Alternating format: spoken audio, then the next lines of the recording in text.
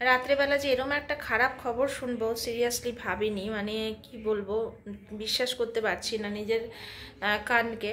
তো মানে এতটা খারাপ লাগছে, তার সাথে সাথে মানে একটা নিশ্চিন্ত জায়গা বলছিলাম যে একটা নিশ্চিন্তের জায়গা ছিল, সেটা তো অবশ্যই টলমলে হয়েই গেল এখন।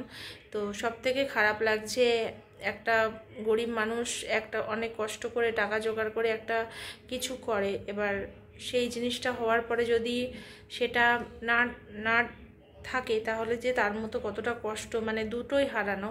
তো আমি তোমাদের কতটা বোঝাতে পারছি মনের ভাবটা, আমি নিজে কতটা প্রকাশ করতে পারছি আমি জানি না, মানে আমি নিজেও ঠিক করে বলতে পারছি না। সেটা হচ্ছে, তোমাদের বলেছিলাম কিছুদিন আগে যে আমরা যেখান থেকে হোম ডেলিভারি নিই, ওই বাড়ির যিনি বয়স্ক মানুষ, উনি পড়ে গিয়ে ইয়ে হয়ে গেছে, তোমার হিপ জয়েন্ট রিপ্লেসমেন্ট হয়েছে। বিশাল অপারেশন, তোমরা তো জানোই এটা, যারা জানো না তারাও মানে ইয়ে করে, এটা খুব বড় একটা অপারেশন, যেটা একটা সময় আমার শাশুড়ির হয়েছিল। প্রায় 20 দিন নার্সিংহোমে ভর্তি ছিল করোনার সময়, সেই সময় চরম করোনা চারিদিকে, তো সেই সময় ভর্তি ছিল, অনেক বড় একটা অপারেশন। তো ওনারও সেটাই হয়েছে, হিপ জয়েন্ট রিপ্লেসমেন্ট হয়েছে সম্ভবত। তো সেই কালকে বাড়ি নিয়ে এসেছিল, কালকে বোধহয় কখন বিকেলে বা সন্ধ্যের দিকে বাড়ি নিয়ে এসেছে। আজকে হঠাৎ করে শাশুড়ি ফোন করে বলছে উনি মারা গেছেন। মানে শুনে আমরা পুরো হয়ে গেছি, মানে বলছে আজকে দুপুরেও খাবার দিতে এসে জিজ্ঞেস করলাম কেমন আছে, বলছে যে ঠিক আছে, কথা বলছে। এবার জানি না হঠাৎ করে কি স্ট্রোক হয়ে গেছে, মানে যথেষ্ট বয়স হয়েছিল।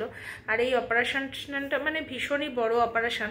তো যাই হোক, হয়তো নিতে পারিনি, স্ট্রোক করে গেছে। আর গরিব মানুষ তো এই ধরনের ব্যাপারগুলোতে না অনেক দিন নার্সিংহোমে রেখে দিলে হয়তো জিনিসটা ওদের অবজারভেশনে থাকে, ঠিক থাকে। বাড়িতে তাড়াতাড়ি তাদের পক্ষে সত্যি কথা বলতে কি এইভাবে টানাটা সত্যিই সম্ভব নয়। মানে আমরা শুধুমাত্র করে যাচ্ছি, মানে এভাবে মানে ভগবানের আশীর্বাদ না হলে এভাবে, মানে আমরা সেই সময় 19 দিন নার্সিংহোমে পুরো ছিল আর কি।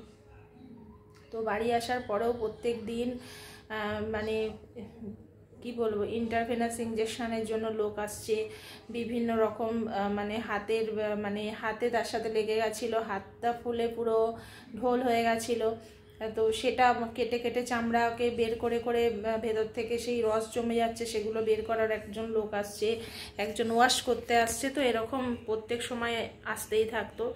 তো কিন্তু একটা এই মানে একটা কষ্ট করে একটা গরিব মানুষের জন্য, মানে কি বলবো, সত্যি খুব খারাপ লাগছে। এত কষ্ট করে টাকা খরচা করে, স্বাস্থ্যসাথী তো পুরো টাকাটা দেয় না, অনেক টাকাই নিজেকে দিতে হয়। তো সেই টাকা খরচা করে নিয়ে এত বড় একটা চিকিৎসা করে অপারেশন করিয়ে নিয়ে এলো, দেখো কালকেই নিয়ে এলো আর আজকেই মারা গেছে। এত খারাপ লাগছে শুনে, কি বলবো। আমরা তো ফোনও করতে পারছি না, কারণ এই সময় হয়তো বা বাড়িতে ওনারা ব্যস্ত আছেন, ফোন করতেও পারছি না। তো সত্যিই ভীষণ খারাপ লাগার একটা জায়গা, খুবই খারাপ হয়ে গেছে। তার সাথে সাথে একটা মাথার মধ্যে যে নিশ্চিন্তটা ছিলাম, সেটা একটা টেনশন হয়ে গেল। তো যাই হোক, দেখা যাক কালকে কি হবে, জানি না। ঠিক আছে, এটাই বলার জন্য তোমাদেরকে বললাম। আর তোমাদেরকে বলেছিলাম আজকে আমি সব গিফটগুলো কি পেয়েছি সেগুলো শেয়ার করব, সেগুলো আর এই ভিডিওতে শেয়ার করতে পারছি না, পরের ভিডিওতে তোমাদের অবশ্যই শেয়ার করব। কারণ সেই মনটাই যেন কোথাও না কোথাও ভেঙে গেল, জানো তো। মনে হচ্ছে আগের সপ্তাহে যখন আমরা গেলাম, উনি আমাদের সাথে কথা বললেন, তার দুদিন আগে যখন আমরা ওনাদের বাড়িতে গেছিলাম, উনি যে কি খুশি হয়েছিলেন কি বলবো, মানে খুব খুশি হয়েছিলেন। ওর অনেকটাই বয়স, মানে কত বলবো, 75 থেকে 80-র মধ্যেই হবে। তো যাই হোক, বাড়িতে মেয়ে বিজনেসটা স্টার্ট করেছিল, বিজনেসটা ভালোভাবে চলছে, উনি দেখেই মনে হচ্ছিল ভীষণ আনন্দে আছেন। তো বসে বসে সন্ধেবেলা নাকি ওই তরকারি সব কেটে দিত। তো মেয়েটা সেদিনকেই, মানে ওনার যে মেয়ে, ওনার বয়স হয়েছে মানে ভালোই 50-এর কাছাকাছি বয়স হবে। তো উনি সেদিনকেই খুব কান্নাকাটি করছিলেন যে মার এরম হয়ে গেল, মানে ভাবতে পারছি না কি করে কি করব। তো সেখান থেকে এই সংবাদটা মানে সত্যি ভীষণ মনটা কোথাও যেন খুব খারাপ হয়ে গেল, সত্যিই খুব খারাপ হয়ে গেল। এরকমভাবেই যারা চলে যায়, হট করে চলে যায়, আর যারা ভোগে তারা দিনের পর দিন বিছানায় ভোগে। কত মানুষ যে এরকম দিনের পর দিন কষ্ট সহ্য করে ভুগছে, অথচ কি বলবো, এনার হয়তো বয়স হলেও যাওয়ার মতো পরিস্থিতি তৈরি হয়নি, অথচ দেখো উনিই চলে গেলেন।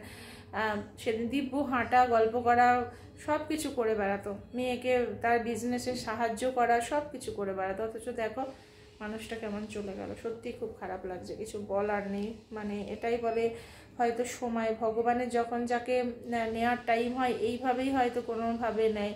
লাস্টে অপারেশনের কষ্টটাও ভোগ করলো, সব কিছুই করলো, করে মানে থাকলোও না। আসলে এই ধরনের একজন মানুষকে, সত্যি কথা বলছি, হিপ জয়েন্ট রিপ্লেসমেন্টের পর দাঁড় করানো যে কতটা অর্থনৈতিক এবং সব দিক থেকে এতটা চাপের, মানে বলার নয়। মানে আমাদের ওপর দিয়ে গেছে, আমরা জানি তো। 2 বছর উনি ঠিকঠাক ছিলেন, তারপরে আমার শাশুড়ির কথা বলছি, 2 বছর উনি দিব্য বাড়িতে হাঁটা চলা, নিজে রান্নাও করতেন।